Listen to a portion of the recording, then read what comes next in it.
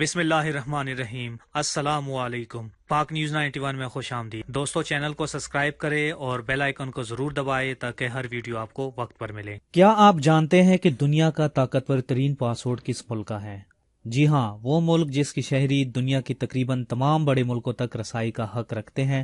اگر آپ کا جواب امریکہ، برطانیہ یا چین ہے تو آپ بالکل غلط ہیں۔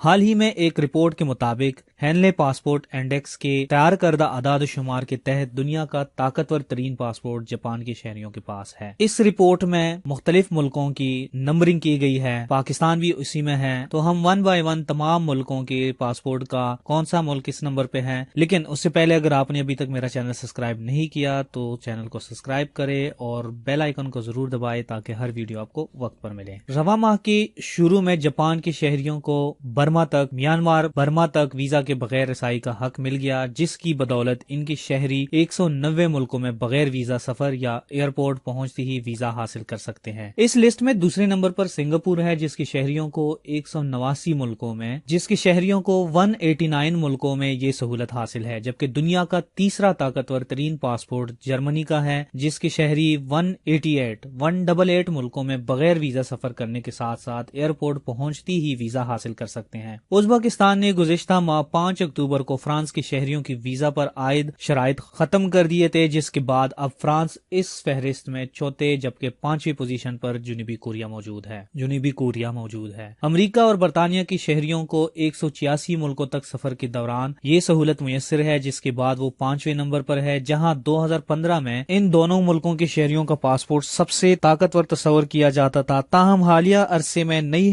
حدود متعارف نہ ہونے کے سبب دونوں ممالک کی جانب سے دوبارہ جلد یہ اعزاز حاصل کرنا مشکل نظر آتا ہے۔ رواں سال سپٹمبر میں تائیوان نے روس کے شہریوں کو ویزا کی پابندی سے استثناء دیا، لیکن اس کے باوجود وہ درجہ بندی میں تنزلی کا شکار ہے اور اس فہرست میں 47ویں نمبر پر موجود ہے۔ گزشتہ دہائی کے دوران سب سے زیادہ ترقی متحدہ عرب امارات نے کی ہے، جو 2006 میں اس فہرست میں 62ویں نمبر پر موجود تھا، لیکن اب اس کا 21واں نمبر ہے۔ سینٹ لوشیا اور میانمار تک رسائی ملنے کے بعد حیران کن طور پر چین اس فہرست میں 71ویں نمبر پر ہے، لیکن 2017 سے اب تک 14 درجے ترقی بھی کی ہے۔ اس کے برعکس جن ملکوں کے شہریوں کو سب سے کم ملکوں میں مفت ویزا یا ایئرپورٹ پر ہی ویزا کی سہولت میسر ہے، ان میں پہلے نمبر پر افغانستان اور عراق کے شہری شامل ہے، جن کو صرف 30 ملکوں میں یہ سہولت حاصل ہے، جبکہ صومالیہ اور شام کے پاسپورٹ کے حامل افراد صرف 32 ملکوں میں اس سہولت سے استفادہ کر سکتے ہیں۔ پاکستان کے پاسپورٹ کے حامل شہری بھی ان میں سے ایک ہے جنہیں دنیا کے سب سے